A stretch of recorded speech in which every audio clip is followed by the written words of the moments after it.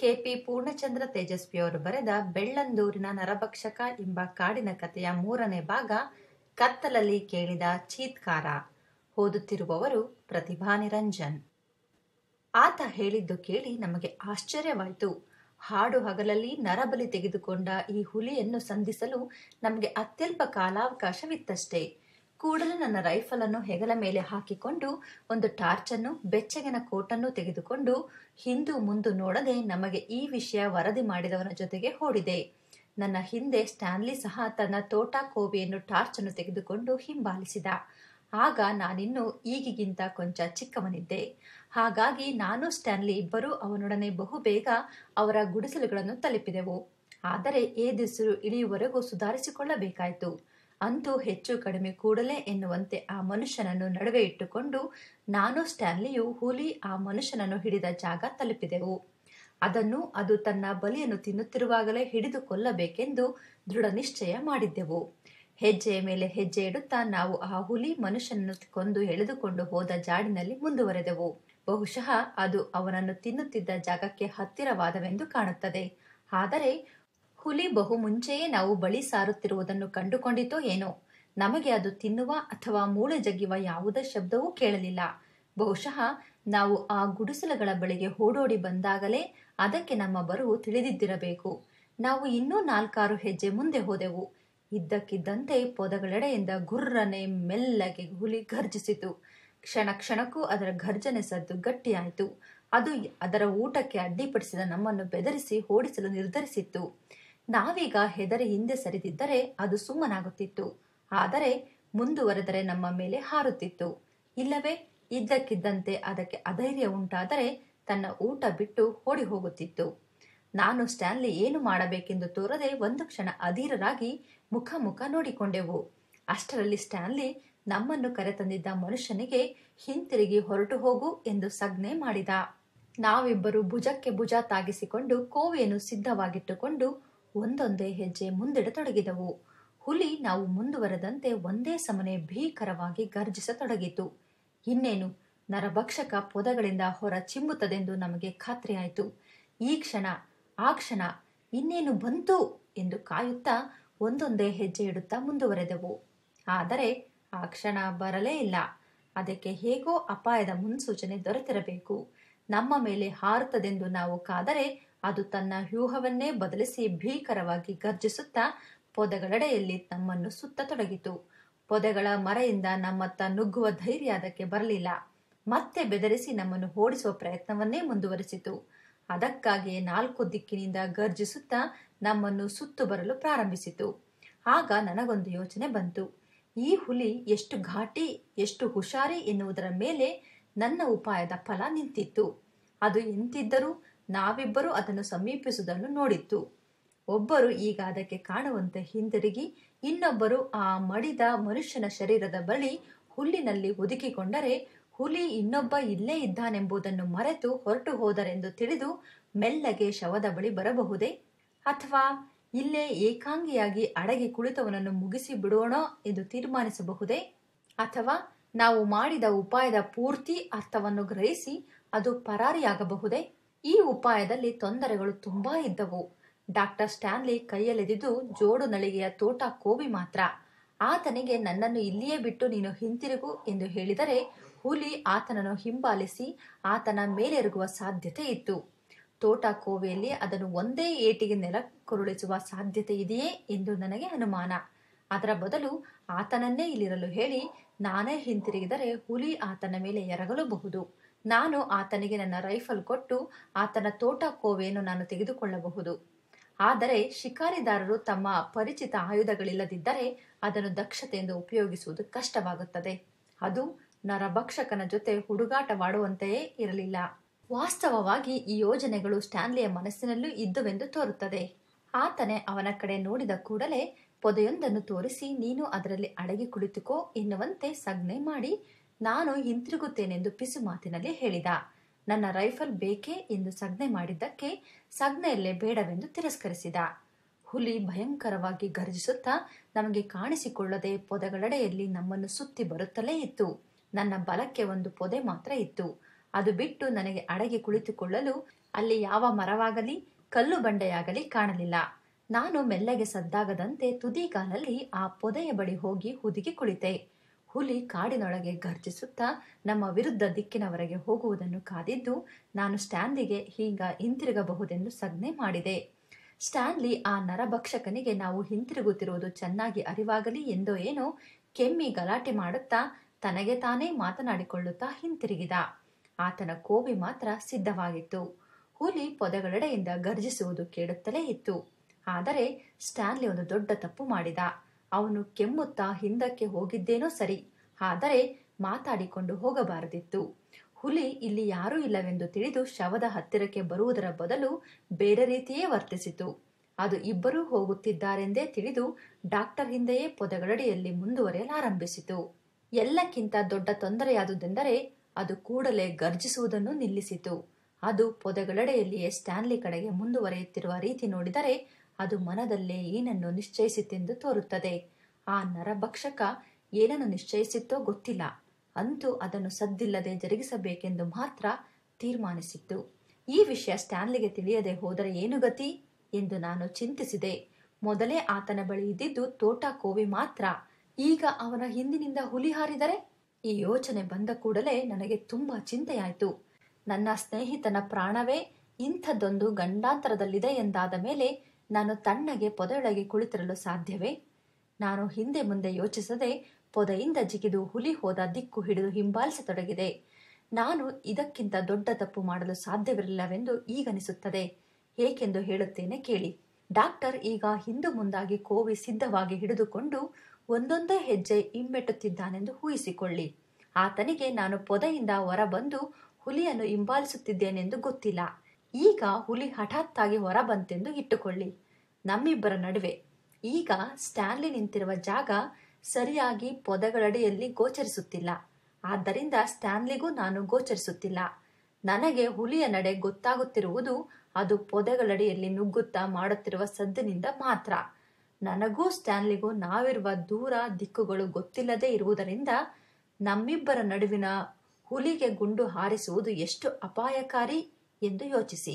ಹುಲಿ ಸುಮ್ಮನೆ ಅದು ಮೇಲೆ ನೆಗೆಯುವ ಮೊದಲು ಮಾಡುವ ರುಫ್ ರುಫ್ ಎಂಬ ಗರ್ಜನೆ ಸದ್ದು ಮಾಡಿದ್ದರೆ ಸಾಕಿತ್ತು.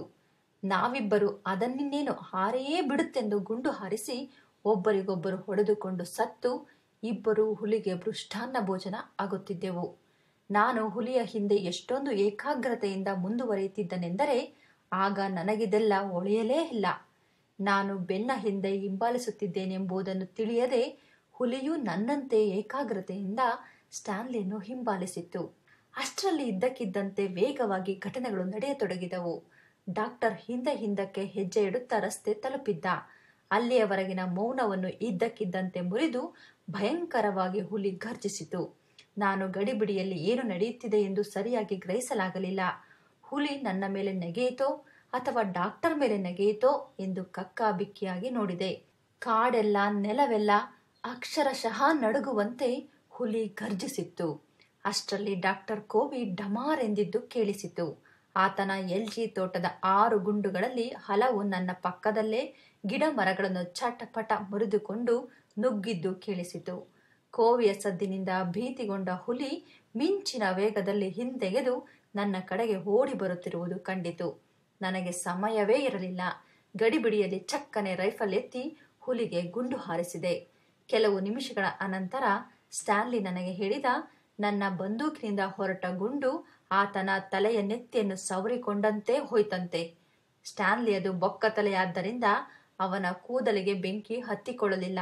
ಆ ನರಭಕ್ಷಕ ಸುಲಭದಲ್ಲಿ ನಮ್ಮಿಬ್ಬರನ್ನು ಮುಗಿಸಿಯೇ ಬಿಡುವ ಅವಕಾಶಕ್ಕೆ ಹತ್ತಿರ ಆಗಿತ್ತು. ನಮ್ಮಿಬ್ಬರಿಗೂ ಬೇಕಾದಷ್ಟು ಶಿಕಾರಿಯ ಅನುಭವ ಇತ್ತು. ಇಬ್ಬರೂ ಕೆಲವೇ ಗೇಣುಗಳ ದೂರದಲ್ಲಿದ್ದ ಹುಲಿಗೆ ಗುಂಡು ಹಾರಿಸಿದ್ದೆವು. ಹುಲಿ ಸಮೀಪದಲ್ಲಿ ಎಲ್ಲೋ ಖಂಡಿತ ಸತ್ತು ಮಲಗಿದೆ ಅಥವಾ ಗಾಯಗೊಂಡು ಒದ್ದಾಡುತ್ತಿದೆ ಎಂದು ಭರವಸೆಯಿಂದ ಸುತ್ತಮುತ್ತಿನ ಕಾಡನ್ನೆಲ್ಲ ಹುಡುಕಾಡಿದೆವು. ಉದ್ವೇಗದಲ್ಲಿ ನಮ್ಮಿಬ್ಬರ ಗುಂಡುಗಳು ಗುರಿ ತಪ್ಪಿ ನಮ್ಮ ಬಳಿಯೇ ರೊಯ್ಯನೆ ಹೋದುದನ್ನು ಮರೆತಿದ್ದೆವು. ಸುಮಾರು ಸುತ್ತಾಡಿದರೂ ನಮಗೆ ಸತ್ತ ಹುಲಿಯಾಗಲಿ ಗಾಯಗೊಂಡ ಹುಲಿಯಾಗಲಿ ಕಾಣಲಿಲ್ಲ. ಅನಂತರವೇ ನಮಗೆ ಅರ್ಥವಾಯಿತು, ನಮಗೆ ನಂಬಲಾಗದಿದ್ದರೂ ಅಷ್ಟೊಂದು ಸಮೀಪದಿಂದ ಸಹ ನಾವು ಗುರಿ ತಪ್ಪಿದ್ದೇವೆಂದು. ಸ್ಟ್ಯಾನ್ಲಿ ಬೆಪ್ಪು ಬೆಪ್ಪಾಗಿ ನನ್ನ ಕಡೆ ನೋಡಿದ. ನಾನು ಯಾವ ರೀತಿ ಅವನತ್ತ ನೋಡುತ್ತಿದ್ದೆನೋ ಗೊತ್ತಿಲ್ಲ. ನಾವಿಬ್ಬರು ಮೌನವಾಗಿ ಮಾತನಾಡದೆ ಗುಡಿಸಲುಗಳ ಕಡೆಗೆ ನಡೆದೆವು. ಅಲ್ಲಿ ಗುಡಿಸಲುಗಳ ಒಳಗಡೆ ನಮ್ಮನ್ನು ಕರೆತಂದವನು ಇಬ್ಬರು ಹೆಂಗಸರು ಜೀವ ಹಿಡಿದುಕೊಂಡು ನಡುಗುತ್ತಾ ಬಾಗಿಲು ಭದ್ರ ಮಾಡಿಕೊಂಡು ಕುಳಿತಿದ್ದರು. ಅವರಿಗೆ ನಡೆದುದೆಲ್ಲವನ್ನು ಹೇಳಿ ತ್ಯಾಗಾರ್ತಿ ಕಡೆಗೆ ನಡೆಯತೊಡಗಿದೆವು. ಕೊಂಚ ಹೊತ್ತು ಕಳೆದ ಮೇಲೆ ಜೋಮು ಹಿಡಿದಿದ್ದ ನನ್ನ ಬುದ್ಧಿ ಕೆಲಸ ಮಾಡತೊಡಗಿದ್ದು. ಸಾಧಾರಣವಾಗಿ ಹುಲಿ ಅದು ನರಭಕ್ಷಕನೇ ಆಗಲಿ ಅಲ್ಲದಿರಲಿ ಅದರತ್ತ ಗುಂಡು ಹಾರಿಸಿದ ಜಾಗಕ್ಕೆ ಮತ್ತೆ ಬರುವುದು ಅಪರೂಪ. ಈ ನರಭಕ್ಷಕನತ್ತ ಒಂದಲ್ಲ 2 ಬಾರಿ ನಾವಿಬ್ಬರು ಗುಂಡು ಹಾರಿಸಿದ್ದೆವು. ಸಾಧಾರಣವಾಗಿ ಅದು ಆ ಜಾಗ ಬಿಟ್ಟು ಅನೇಕ ದಿನಗಳವರೆಗೆ ಓಡೇ ಹೋಗುತ್ತದೆ. ಆದ್ದರಿಂದಲೇ ನಾವು ಧೈರ್ಯವಾಗಿ ಗುಡಸಿನ ಜನಗಳನ್ನು ಬಿಟ್ಟು ತ್ಯಾಗಾರ್ತಿ ಕಡೆಗೆ ಹೊರಟಿದ್ದು. ಆದರೆ ಈ ಹುಲಿ ಮತ್ತೆ ಹಿಂತಿರುಗುವ ಮತ್ತು ತಾನು ಬಿಟ್ಟು ಹೋಗಿರುವ ದೇಹದ ಅಳಿದುಳಿದ ತುಣುಕುಗಳನ್ನು ತಿನ್ನುವ ಒಂದು ಕ್ಷೀಣ ಸಾಧ್ಯತೆ ಇಲ್ಲವೇ? ಆದರೆ ಅದರ ಅಂತಃಕರಣಗಳು ಅದಕ್ಕೆ ಹೇಳೇ ಹೇಳುತ್ತವೆ ಈ ಜಾಗ ಅಪಾಯಕಾರಿ ಎಂದು. ಆದರೂ 100ರಲ್ಲಿ 10% ಅದು ಹಿಂತಿರುಗುವ ಸಾಧ್ಯತೆ ಇರಬಹುದೇ? ನಾನು ಈ ಆಲೋಚನೆ ಬರುತ್ತಲೂ ನಡೆಯುತ್ತಿದ್ದವನು ನಿಂತು ಬಿಟ್ಟೆ. ಡಾಕ್ಟರ್ ಯಾಕೆ ನಿಂತೆನೆಂದು ಚಕಿತನಾಗಿ ನಿಂತ. ನನ್ನ ಮನಸ್ಸಿನಲ್ಲಿದ್ದುದನ್ನು ಆತನಿಗೆ ಹೇಳಿದೆ. ಆತನು ಏನನ್ನು ನಿರ್ಧರಿಸಲಾರದೆ ತಲೆ ಕೊಡವಿದ. ಆಮೇಲೆ ಇಬ್ಬರು ಒಮ್ಮತದಿಂದೆಂಬಂತೆ ಹಿಂತಿರುಗಿದೆವು. ಗುಡಿಸಲೊಳಗೆ ಸೇರಿಕೊಂಡು ಬಾಗಿಲು ಭದ್ರ ಮಾಡಿಕೊಂಡಿದ್ದ ಆ ಮನುಷ್ಯನು ಇಬ್ಬರು ಹೆಂಗಸರು ನಾವಷ್ಟು ಬೇಗ ಹಿಂತಿರುಗಿದುದನ್ನು ನೋಡಿ ಆಶ್ಚರ್ಯಪಟ್ಟರು. ನಾವೇಕೆ ಬಂದೆವೆಂದು ಅವರಿಗೆ ವಿವರಿಸಿದಾಗ ಅವರಿಗೆ ತುಂಬಾ ಸಂತೋಷವೇ ಆಯಿತು. ಆದರೆ ಅವರು ಪ್ರಾಮಾಣಿಕವಾಗಿ ನಮಗೆ ಹೇಳಿದ್ದು, ಖಂಡಿತ ಹುಲಿ ಮತ್ತೆ ಬರುವುದಿಲ್ಲ. ಅದರ ಮುಖದೆದುರೇ 2 ಬಂದೂಕುಗಳು ಗರ್ಜಿಸಿದ್ದು ಅದು ಈಗಾಗಲೇ ಅನೇಕ ಮೈಲುಗಳಾಚೆ ಇರಬಹುದು ಎಂದು. ನಾವು ಮತ್ತೆ ಹುಲಿ ಮನುಷ್ಯನನ್ನು ಅರೆಬರೆ ತಿಂದು ಬಿಟ್ಟು ಹೋದ ಜಾಗಕ್ಕೆ ಹೋದೆವು. ನಾನು ಮೊದಲೇ ತಿಳಿದಂತೆ ಅಲ್ಲಿ ಸಮೀಪದಲ್ಲಿ ಅಡಗಿ ಕುಳಿತುಕೊಳ್ಳಲು ಯಾವುದೇ ಸರಿಯಾದ ಜಾಗವೂ ಇರಲಿಲ್ಲ. ನಾನು ಮೊದಲೇ ಅಡಗಿ ಕುಳಿತಿದ್ದ 4 ಅಡಿ ಎತ್ತರದ ಪೊದೆಯೊಂದು ಮಾತ್ರ ಇತ್ತು. ಅಲ್ಲಿ ಬೆಳಗಿನ ಹೊತ್ತು ಅಡಗಿ ಕುಳಿತುಕೊಳ್ಳುವುದು ಸಾಧ್ಯವಿದ್ದರೂ ರಾತ್ರಿ ಅಲ್ಲಿ ಅಡಗಿ ಹುಲಿಗಾಗಿ ಕಾಯುವುದು ಅಸಾಧ್ಯವಾಗಿತ್ತು.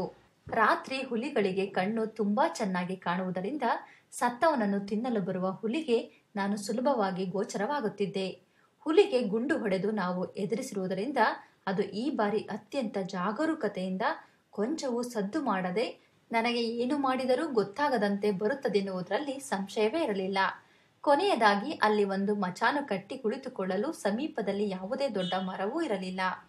ಹೀಗಾಗಿ ಮುಂದೇನು ಮಾಡುವುದೆಂದು ನನಗೆ ತೋಚದೆ ದಿಗ್ಮೂಢನಂತೆ ಕುಳಿತಿದ್ದೆ. ರಾತ್ರಿ ಅಕಸ್ಮಾತ್ ಬಂದರೂ ಬರಬಹುದಾಗಿದ್ದ ಆ ನರಭಕ್ಷಕನ ಕೈಯಲ್ಲಿ ಸಿಕ್ಕಿ ಸಾಯಲಿಕ್ಕಾಗಿ ಆ ಪೊದೆಯೊಳಗೆ ಹುದುಗಿ ಕುಳಿತುಕೊಳ್ಳಲೇ? ಡಾಕ್ಟರ್ ಸ್ಟ್ಯಾನ್ಲಿಗೆ ಇದ್ದಕ್ಕಿದ್ದಂತೆ ಒಂದು ಉಪಾಯ ಹೊಳೆಯಿತು. ಆ ಗುಡಿಸಲುಗಳಲ್ಲಿರುವ 3 ಜನರ ಸಹಾಯದಿಂದ ಅಲ್ಲಿ ಒಬ್ಬ ಮನುಷ್ಯ ಹುದುಗಿಕೊಳ್ಳುವಷ್ಟು ದೊಡ್ಡ ಗುಂಡಿಯೊಂದನ್ನು ತೆಗೆಯಲು ಸಾಧ್ಯವಿಲ್ಲವೇ? ಅದರೊಳಗೆ ಒಬ್ಬ ಕುಳಿತು ಆ ನರಭಕ್ಷಕ ಉಳಿಸಿ ಹೋಗಿರುವುದನ್ನು ಮುಗಿಸಿ ಹೋಗಲು ಬರುವವರೆಗೆ ಕಾಯಲು ಸಾಧ್ಯವಿಲ್ಲವೇ? ಕೆಲವು ತೊಂದರೆಗಳಿದ್ದವು. ಆ ಹುಲಿ ನಾವು ಅಡಗಿ ಕುಳಿತಿದ್ದ ಗುಂಡಿಯನ್ನು ನೋಡಿ ಹೆದರಿ ಓಡಿ ಹೋಗಬಹುದು. ಅದಕ್ಕಿಂತ ಭಯಂಕರವಾದುದೆಂದರೆ ಅದರೊಳಗೇನಿದೆ ನೋಡೋಣವೆಂದು ಬಂದೇ ಬಿಡಬಹುದು. ಹುಲಿಗೆ ಗುಂಡಿಯೊಳಗಿರುವ ಮಾನವ ಕಾಣಲಿಲ್ಲವೆಂದೇ ಇಟ್ಟುಕೊಳ್ಳೋಣ. ಹಾಗಾದರೆ ಗುಂಡಿಯೊಳಗಿನ ಮಾನವನಿಗೆ ಹುಲಿ ಕಾಣುವುದಾದರೂ ಹೇಗೆ? ಗುಂಡಿಯೊಳಗಿಂದ ಎದ್ದು ನಿಂತೇ ಹೊಡೆಯಬೇಕಾಗುತ್ತದೆ. ಆಗ ಇದ್ದಕ್ಕಿದ್ದಂತೆ ಭೂಮಿಯಿಂದ ಹೊರಬರುವ ಮಾನವನನ್ನು ಕಂಡಾಗ ಹುಲಿ ಏನು ಮಾಡಿತೆಂದು ಹೇಳಲಾಗುವುದಿಲ್ಲ. ಹೆದರಿ ಓಡಿದರೂ ಓಡಬಹುದು, ಅಥವಾ ಊಟಕ್ಕೆ ತೊಂದರೆ ಕೊಡುತ್ತಿರುವನೆಂದು ಮೇಲೆರಗಿದರೂ ಎರಗಬಹುದು. ಇದನ್ನೆಲ್ಲ ಆಲೋಚಿಸಿ ಯಾವ ಪ್ರಯೋಜನವೂ ಇಲ್ಲ. ಈ ಗಂಡಾಂತರಗಳನ್ನು ಎದುರಿಸಬೇಕು, ಇಲ್ಲವೇ ಇಡೀ ನಮ್ಮ ಹಂಚಿಕೆಯನ್ನು ಕೈಬಿಡಬೇಕು. ಕಾಲ ಸರಿಯುತ್ತಾ ಆಗಲೇ 3 ಗಂಟೆ ಆಗಿತ್ತು. ಸೂರ್ಯ ಇಳಿಮುಖನಾಗಿದ್ದ. ನಾವು ಬೇಗ ಬೇಗ ಕೆಲಸ ಮಾಡಬೇಕಿತ್ತು. ಡಾಕ್ಟರು ತ್ಯಾಗಾರ್ತಿಗೆ ಹೋಗಿ 5-6 ಜನರೊಡನೆ ಗುಂಡಿ ತೆಗೆಯಲು ಅಗತ್ಯವಾದ ಎಲ್ಲಾ ಸಲಕರಣೆಗಳೊಡನೆ ಓಡೋಡಿ ಬಂದರು. ನಮ್ಮೊಡನಿದ್ದ 3 ಜನರನ್ನು ಸೇರಿಕೊಂಡು ಒಟ್ಟು 11 ಜನ ಸೇರಿ ನಮಗೆ ಅಚ್ಚರಿಯಾಗುವಷ್ಟು ವೇಗವಾಗಿ ಗುಂಡಿ ತೆಗೆದೆವು. ಅಗೆದ ಮಣ್ಣನ್ನೆಲ್ಲ ಒಂದು ಚೂರು ಬಿಡದಂತೆ ಬುಟ್ಟಿಗೆ ತುಂಬಿಸಿ ದೂರ ಒಯ್ದು ಹಾಕಿದೆವು. ನನಗೆ ಗೊತ್ತಿತ್ತು, ಈ ಉಪಾಯ ರೂಪಿಸಿದವನು ಸ್ಟ್ಯಾನ್ಲಿ ಆದ್ದರಿಂದ ಆ ಗುಂಡಿಯೊಳಗೆ ತಾನೇ ಕುಳಿತು ಹುಲಿಗಾಗಿ ಕಾಯುತ್ತೇನೆಂದು ತರಲೆ ತೆಗೆದೇ ತೆಗೆಯುತ್ತಾನೆಂದು. ಅಷ್ಟಲ್ಲದೆ ಅವನು ಹಠ ಹಿಡಿದವನೆಂದರೆ ಎಷ್ಟು ಹೇಳಿದರೂ ಕೇಳುವನಲ್ಲವೆಂದು ನನಗೆ ಗೊತ್ತಿತ್ತು. ಅದು ಅಲ್ಲದೆ ಅಷ್ಟೊಂದು ಹತ್ತಿರದಲ್ಲಿ ಹುಲಿಗೆ ಹೊಡೆಯಲು ತೋಟ ಕೋವಿ ಹೆಚ್ಚು ಅನುಕೂಲಕರವಾದುದೆಂದು ವಾದ ಮಾಡುತ್ತಾನೆಂದೂ ಗೊತ್ತಿತ್ತು.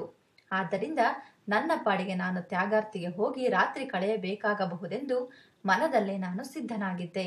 ನಮ್ಮ ಸಹಾಯಕರೆಲ್ಲ ಗುಂಡಿ ತೋಡಿದ್ದು ಮುಗಿಸಿ ತಮ್ಮ ಹಾರೆ ಗುದ್ದಲಿಗಳನ್ನೆಲ್ಲ ಒಟ್ಟು ಮಾಡಿಕೊಳ್ಳುತ್ತಿದ್ದರು. ಅಷ್ಟರಲ್ಲಿ ವಿಧಿವಿಲಾಸ ಬೇರೊಂದನ್ನು ನಿರ್ಧರಿಸಿತು. ಇಬ್ಬರು ಯುವಕರು ತ್ಯಾಗಾರ್ತಿಯಿಂದ ಓಡೋಡಿ ಬರುತ್ತಿರುವುದು ಕಂಡಿತು. ಅವರು ಡಾಕ್ಟರನ್ನು ಹುಡುಕಿಕೊಂಡು ಬಂದಿದ್ದರು. ಅವರಲ್ಲೊಬ್ಬ ಹಳ್ಳಿಯ ಪಟೇಲ. ಪಟೇಲ ತನ್ನ ತುಂಬು ಬಸುರಿ ಹೆಂಡತಿ ಬಾವಿಯಿಂದ ನೀರು ತರುತ್ತಾ ಜಾರಿ ಬಿದ್ದು ಗರ್ಭಪಾತವಾಗಿ ಕಂಡಾಪಟ್ಟೆ ರಕ್ತ ಹೋಗುತ್ತಿದೆ ಎಂದು ಡಾಕ್ಟರ್ ಕೂಡಲೇ ಬಂದು ಪ್ರಾಣ ಉಳಿಸಬೇಕೆಂದು ಕೇಳಿಕೊಂಡ. ಡಾಕ್ಟರ್ ಹುಲಿಗಾಗಿ ಆ ಗುಂಡಿಯೊಳಗೆ ಕಾದು ಕೂರುವ ಸನ್ನಾಹದಲ್ಲಿದ್ದಾರೆಂದು ತಿಳಿಯುತ್ತಲೂ ತರತರವಾಗಿ ಗೋಗರೆಯತೊಡಗಿದ. ಡಾಕ್ಟರನ್ನು ಬಿಟ್ಟರೆ ಪ್ರಪಂಚದಲ್ಲಿ ತನಗೆ ಇನ್ಯಾರು ಹಿತೈಷಿಗಳಿಲ್ಲವೆಂದು ಗೋಗರೆದ. ಎಷ್ಟು ಹೇಳಿದರೂ ಕೇಳದೆ ನೀರು ಹೊರಲು ಹೋದ ನನ್ನ ಹೆಂಡತಿಯನ್ನು ಅವಿವೇಕಿ, ಮುಂಡೆ ಎಂದು ಶಪಿಸಿದ. ಹಳ್ಳಿಯ ಪಟೇಲನಾದ ತನಗೆ ಈ ರೀತಿ ಚಿಲ್ಲರೆ ಕೆಲಸಗಳಿಗಾಗಿ ಆಳುಗಳನ್ನಿಡಲು ಯೋಗ್ಯತೆ ಇಲ್ಲವೆಂದು ತನ್ನ ಹೆಂಡತಿ ತಿಳಿದಿದ್ದಾಳೆಂದು ಜರೆದ. ನೋಡಿ, ಈಗ ಎಂಥ ತೊಂದರೆಗೆ ತಂದಿಟ್ಟು ನಿಮಗೆ ಅನಾನುಕೂಲ ಮಾಡಿದ್ದಾಳೆ ಎಂದು ಡಾಕ್ಟರ್ ಉಭಯ ಸಂಕಟದ ಬಗ್ಗೆ ವ್ಯಸನ ಸೂಚಿಸಿದ. ಸ್ಟ್ಯಾನ್ಲಿ ನನ್ನ ಕಡೆ ನೋಡಿದ. ಬೇಸರ ಅವನ ಮುಖದಲ್ಲಿತ್ತು.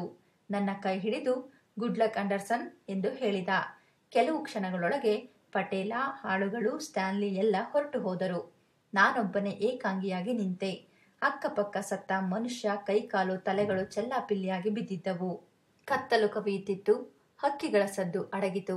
ನಾನು ಬೇಗ ಬೇಗ ನಾವು ತೋಡಿದ್ದ ಗುಂಡಿಯೊಳಗಿಳಿದು ಕುಳಿತೆ. ಮೇಲೆ ವೃತ್ತಾಕಾರವಾಗಿ ಆಕಾಶ ಕಾಣುತ್ತಿತ್ತು.